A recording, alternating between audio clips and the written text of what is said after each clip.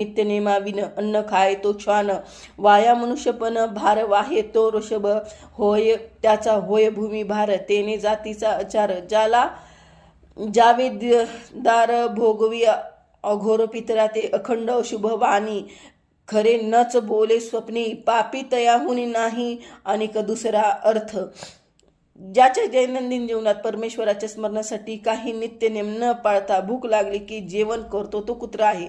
मनुष्यपणाचा भार वाहणारा तो बैल आहे.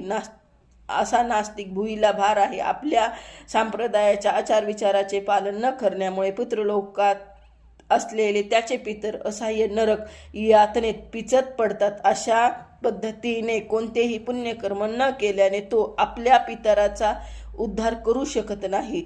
तो पितराचा शत्रू आहे. त्याची वाणी अशुभ असत्य म्हणून तो महत्पापी केवळ आपल्या बायकोचे मुलाबाळाचे पोषण करतो.